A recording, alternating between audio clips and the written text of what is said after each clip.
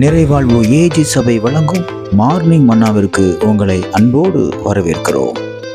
கர்த்தருடைய பரிசுத்த நாமம் மகிமைப்படுவதாக. இந்த நாளிலே உங்களை சந்திப்பதிலே மிகுந்த சந்தோஷம். எனக்கு அன்பான தேவ பிள்ளைகளே, எனக்கு யாருமே உதவியா இல்ல, நான் செய்யறதுக்கு என் கூட யாருமே வர்றதுக்கு யாருமே இல்லை, நான் ரொம்ப லோன்லியா ஃபீல் பண்றேன் அப்படின்னு ரொம்ப துக்கத்தோடு கூட கவலையோடு கூட இருக்கீங்களா? இன்னைக்கு கர்த்தர் உங்க கூட பேசுகிறார். இப்படிப்பட்ட ஒரு சூழ்நிலையிலே நடந்த ஒரு மனிதனை இன்றைக்கு நான் உங்களுக்கு காண்பிக்க விரும்புகிறேன். அவனுக்கு என்ன நடந்தது என்பதை நான் உங்களுக்கு சொல்ல விரும்புகிறேன். யோவான் எழுதின சுவிசேஷம் 5ஆம் அதிகாரம் 7வது வசனத்துடைய மையப்பகுதி இப்படியாக சொல்லுகிறது: குளத்தில் கொண்டு போய் விடுகிறதுக்கு ஒருவரும் இல்லை. இவனுக்கு உதவி செய்ய, இவன் வியாதியிலிருந்து விடுதலை பெறதுக்கு ஒருவனும் இல்லை. குடும்பம் இருந்துச்சுங்க, குடும்பத்துல அங்கத்தினர்கள் இருந்தாங்க, ஆனா இவனுக்குன்னு உதவி செய்ய ஒருவனும் இல்லை. இன்னைக்கு அதே சூழ்நிலை தான் நீங்க காணப்படுறீங்க.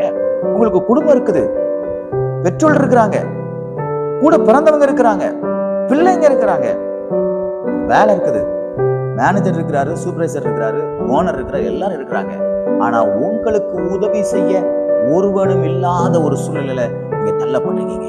அந்த சூழ்நிலையை மாற்ற இந்த இயேசு கிறிஸ்து போதுமானவர். இப்படிப்பட்ட ஒரு சூழ்நிலையில இருந்த இந்த மனுஷனை தேடித்தான் ஆண்டவராகிய இயேசு கிறிஸ்து அவர் கடந்து வந்தார். கடந்து வந்து ஒருவனும் உதவி இல்லாம இருக்கிறவனுக்கு அவர் ஒருவரே உதவியாக நின்று அவருடைய எல்லா பிரச்சனைக்கும் தீர்வை கட்டளையிட்டார்.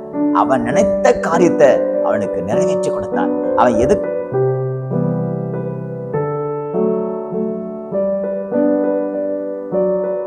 பிள்ளைகளே, நீங்களும் இப்படிப்பட்ட ஒரு சூழ்நிலை நீங்க காணப்படலாம். எனக்கு உதவி செய்ய யாருமே இல்லை என்று இன்றைக்கு கர்த்தர் உங்களோடு கூட பேசி கொண்டிருக்கிறார். உதவி செய்ய நான் இருக்கிறேன். நீ எப்படி சொல்லலாம் ஒருவரும் இல்லை என்று? நான் உன் கூட இருக்கிறேன், பயப்படாத, நான் உன் கூட இருக்கிறேன். உன் வேலை ஸ்தலத்துல ஒருவர் இல்லை நினைக்கிறியா? நான் உன் கூட இருக்கிறேன். ஆமென். உன் படிப்பு விஷயத்துல ஒருவரும் இல்லை நினைக்கிறியா? நான் உன் கூட இருக்கிறேன். உன் பிரச்சனைக்கு நடுவுல ஒருவரும் இல்லை நினைக்கிறியா? நான் உன் கூட இருக்கிறேன். உன்னுடைய சூழ்நிலைகளுக்கு, வித்தியாசமான சூழ்நிலைக்கு மத்தியில யாரும் இல்லைன்னு இருக்கிறியா? நான் இருக்கிறேன். நீ நினைச்ச காரியத்தை நான் உனக்கு செஞ்சு கொடுப்பேன்.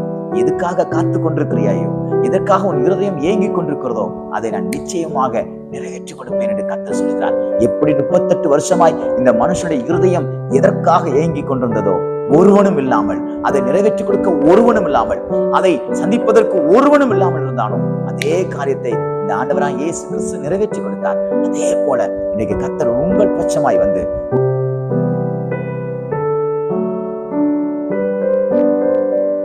இந்த உங்களை பார்த்து உங்களுக்கு இன்றைக்கு தேவன் அற்புதங்களை செய்வாராக. விசுவாசிங்க, இந்த நாள் ஒரு அற்புதத்தின் நாளாய், தேவனுக்கு இருந்த அற்புதங்களை பெற்றுக்கொள்ளும் நாளாக தேவன் மாற்றி கொடுப்பாராக. God bless you.